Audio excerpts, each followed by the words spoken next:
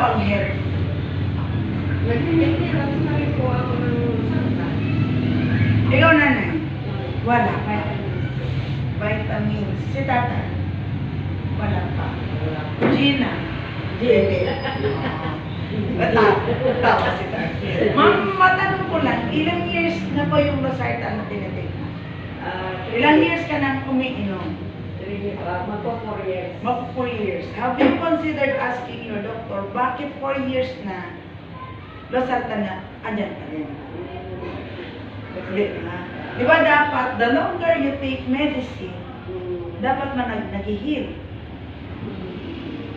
So, yun po ma'am yung ipapaliwanag namin. Ano yung ginagawa, ano po yung trabaho ng Losartan ngayon na iniinom. Kasi, familiar sa atin yan, lalo na sa mga may edad na Losartan, amlodipine, metropolol, maintenance, may bagbaga at Ilocano, tupal yan. Diba? Ngayon, meron naman po sa DXN, by the way, siya ni Jem Arellano from Kawayan City.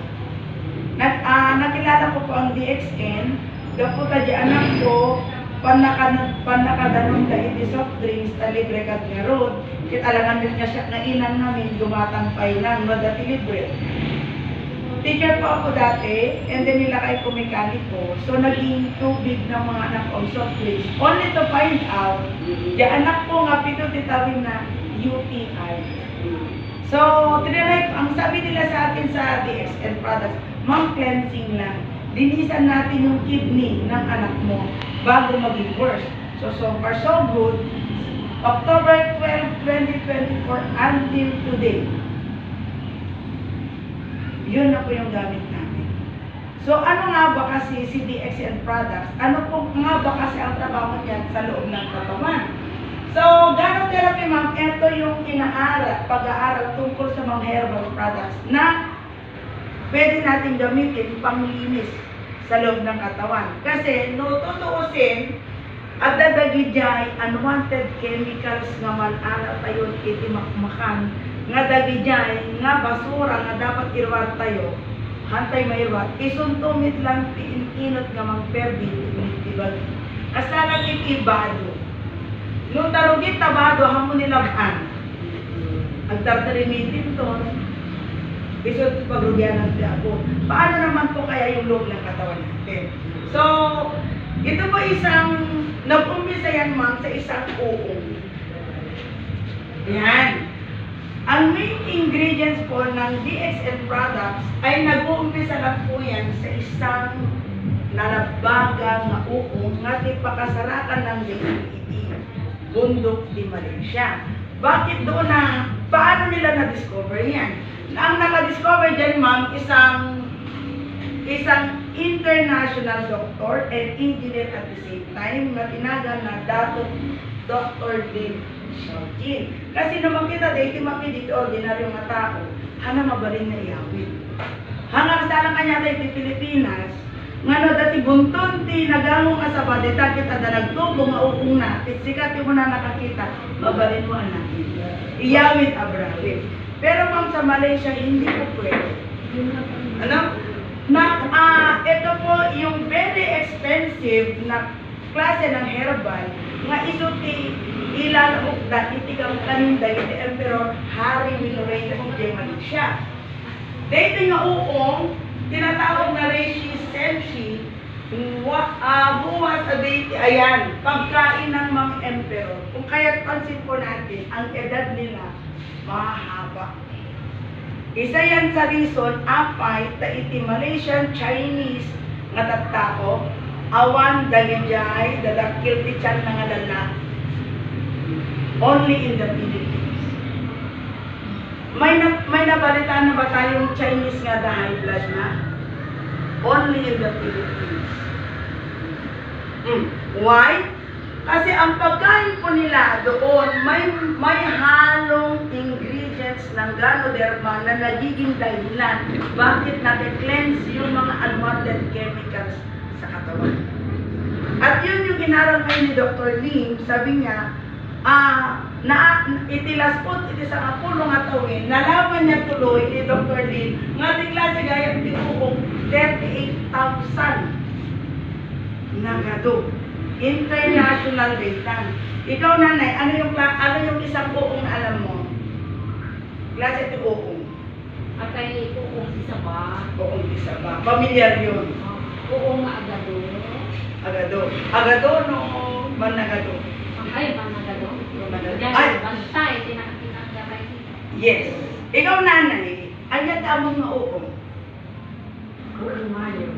Mayo. Mayo uno. Ni tatay. Matanong ko si tatay. Tatay, at dati kakaibang uong nga si kalang makamuamang ni Jai. Ako, kalighado ni Jai tatay. Mali sa ni Jai ako. Uong di barbang. Magpagyan dyan. Uong ti barbangon. Ano ba ti bilig na date ang uong ti barbangon? Magkailan yan? Makaitip-tip yan. Nagirios yun po. Okay.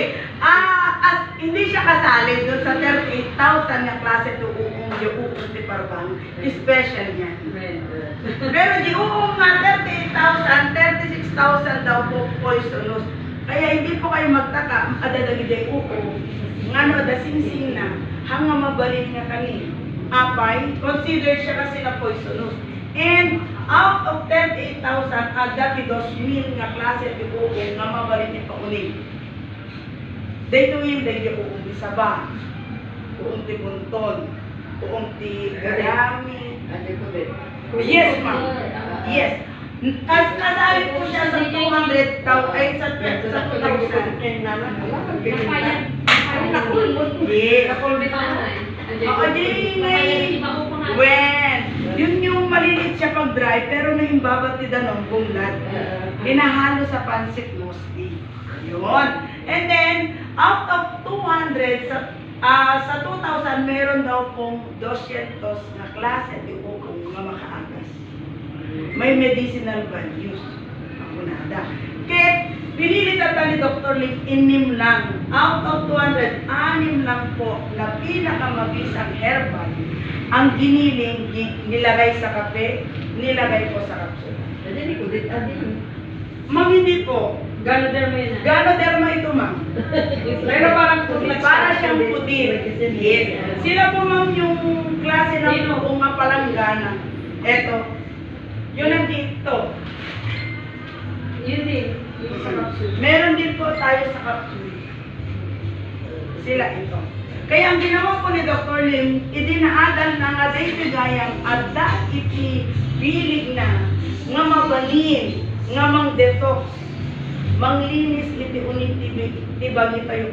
Iso di jay, lumabas iti DXN company. So nag-start po ang DXN company, iti Malaysia, iti 1993. So dito po sa Pilipinas, kasi may mga taga Adadagay Pinoy, ije Malaysia, nga nakaraman ng padas kadalito product, dinala po ngayon dito sa Philippines, iti 1999. So, to count, 26 years na po ang DXN sa Pilipinas. Nanay, have you heard DXN before?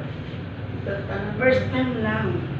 So, imagine, 26 years na siya sa Pilipinas. So, marami pa palang hindi nakakaalam. Ngayon, ang ginawa po ni Dr. Lee, para maparami ang gagamit.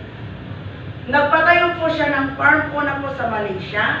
And then meron din po tayo sa Canada, meron na din po tayo sa Dubai, meron na din po tayo sa China, sa India, at meron na din po tayo sa Europe, even Middle East na pasok. Bakit?